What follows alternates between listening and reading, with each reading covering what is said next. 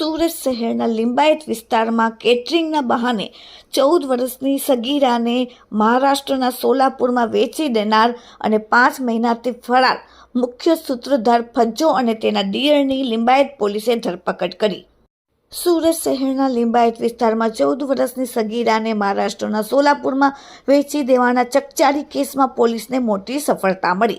છેલ્લા 5 મહિનાથી પોલીસને હંફાવતી મુખ્ય સૂત્રધાર ફરજાના ઉર્ફે ફજ્જો રફીક શાહ આખરે પોલીસના સકંજામાં આવી ગઈ।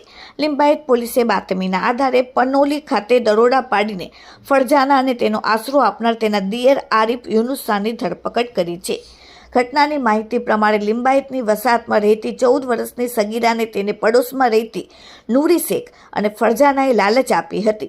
ગત વર્ષે આ બંને મહિલાઓ સગીરાને કેટરિંગનું કામ આપ્યું છે તેમ કહી લશ્કરા લઈ ગઈ હતી।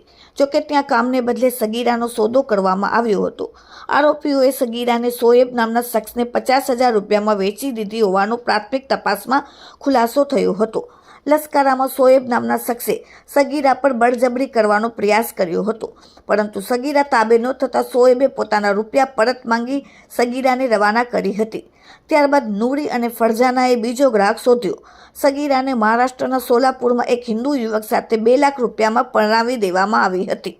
અહીં સગીરા પર સતત 3 મહિના સુધી અત્યાચાર અને યૌન શોષણ ગુજારવામાં આવ્યું હોવાનું હકીકત સામે આવી છે। સોલાપુરમાં સગીરા સાથે સતત થઈ રહેલ અન્યાયને જોઈને યુવકની બહેનનું હૃદય દ્રવી ઉઠ્યું। તેને માનવતા દાખવી સગીરાને પોતાના ફોનથી તેની માતા સાથે વાત કરાવી આપી। માતા સાથે વાત થતાં જ ખરીદનાર યુવક ગભરાઈ ગયો અને તેને સગીરાને સુરત પરત મોકલી દીધી।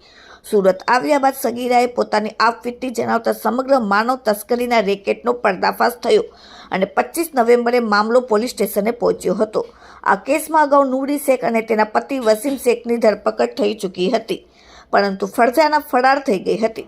તપાસમાં બહાર આવ્યું કે ફરજાનાને છુપાવવામાં તેના દિયરની મહત્વની ભૂમિકા છે। આરિફ યુનુસ શાહ રહેવાસી પાનોલી આરિફની પર આ ગુનામાં સંડોવણી હોવાનું જણાવતા પોલીસે તેની પર ધરપકડ કરી છે।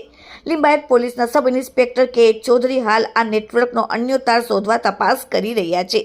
સગીરાને મંદિરમાં લગ્ન કરવાનું નાટક કરી વારંવાર વેચવાના આ કિસ્સાએ સુરત પોલીસને પણ ચોંકાવી દીધી છે। લિંબાયતના પીઆઈ એન.કે. કામડિયાના માર્ગદર્શન હેઠળ પોલીસે હવે આ દિશામાં તપાસ કરી રહી છે। શું આ ટોળકીએ અન્ય કોઈ સગીરાઓ કે યુવતીઓ પર આ રીતે વેચી છે? પકડાયેલ આરોપીઓ રિમાન્ડ મેળવીને વધુ પૂછપરછ હાથ ધરવામાં આવશે, જેમાં મોટા ખુલાસા થવાની શક્યતાઓ છે।